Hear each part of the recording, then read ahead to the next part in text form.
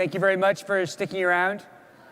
My name is David McFeeters-Krone, and I'll be talking today about partnerships with the Manufacturing USA Institutes. I want to thank you again. It's great to be back at the Federal Laboratory Consortium annual meeting.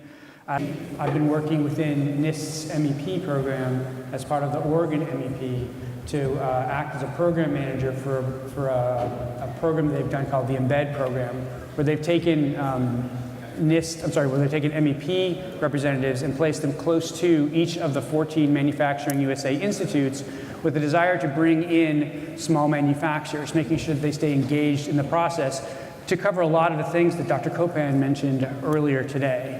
I'm fortunate today to have representatives from two of those institutes, the Robotics Institute, which is based in Pittsburgh, and the Smart Manufacturing Institute, which is based in California. I use this slide a lot. Often I use it in terms of helping small companies engage with Manufacturing USA and also engage with the Federal Laboratory Consortium facilities. But today I'm doing this in reverse. My belief is that there's some opportunities for your labs and, more importantly, your stakeholders to engage with the Manufacturing USA Institutes in order to help them with their commercialization, to enable them to forward faster. And as often been said, even though there's been a lot of change, there are certain things that stay the same in this game, and that is very much a contact sport. But I'm here to tell you that there are some great opportunities out there for your stakeholders, and by those I mean your licensees, your creative partners, and any other contractors you may deal with on a regular basis. So as I mentioned, there are 14 Manufacturing USA Institutes. They are funded mostly by the DoD. There's a smaller number funded by the Department of Energy. And lastly, there's one institute focused on biopharmaceutical engineering funded by NIST itself.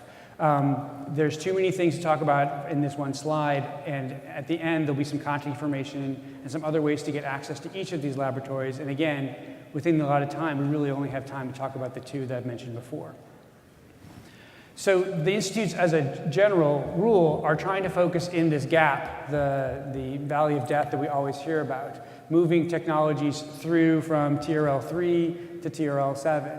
Different labs have a different focus. They each have a different area of technology that they're working at. But generally speaking, they're trying to move technology on the earlier stage through to the later stage. And I think that bodes really well for some of the commercialization projects that are being done within the laboratories themselves. So one of the ways that you can think about the Manufacturing USA Institutes is like a cloud R&D situation for these stakeholders. They need an additional resource to be able to find answers to some of the problems, maybe some of the unanswered problems that exist with the technology as they come out of the laboratory, to move them through some of those critical stages. So that's just one construct. The other one that I think is important to note is that the opportunities that are available for your stakeholders are more than just technology. It's really a network. It's the idea of being able to leverage the work that's being done, the basic research that's being done at the laboratories themselves, and bringing it forward, exposing them to larger companies, to other smaller companies, being able to get additional market research on what might be useful. If you're at all familiar with the I-Corps program, this is an excellent place to go seeking out some of those interviews for your stakeholder companies to be able to move the technology forward, to understand where it might be useful in some other way. In addition, if you have new technologies, I believe that these are some great places to talk to the management of these institutes and find out if there are some opportunities within them. And in fact, within the last 10 minutes, I was approached by Robin from NIST with a new laser power sensing technology, and they've asked me to get in touch with the AIM Photonics Institute, which is out of New York. So if there are any others out there for either Jay or Haresh or any of the other institutes, I strongly encourage you to stick around and ask questions. So again, one of the things that is also, I think, imperative is that the MEP network has representatives essentially in every single state.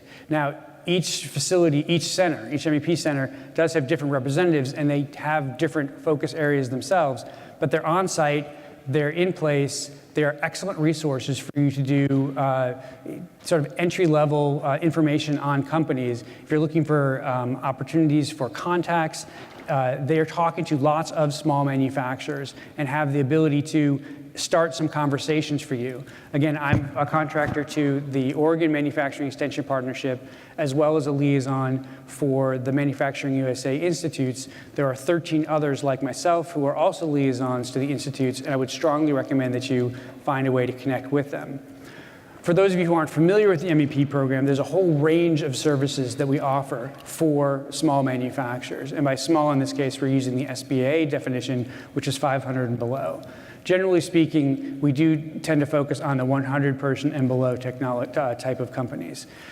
These sorts of organizations are really across the gambit, everything from ideation and licensing and new product development through strategic sourcing. Lean process management is an area that the MEP network is famous for, through to strategic sourcing, and then end-of-life succession planning as the companies are transferred over to new generations or to acquisition opportunities.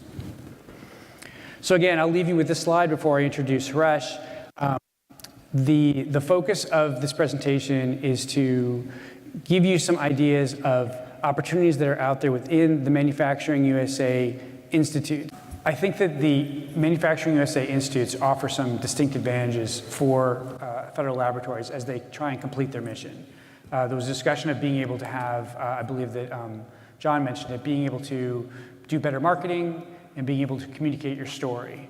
Both of these are options from talking with individuals in industry in order to help refine the message and determine where the true benefits for your technology are.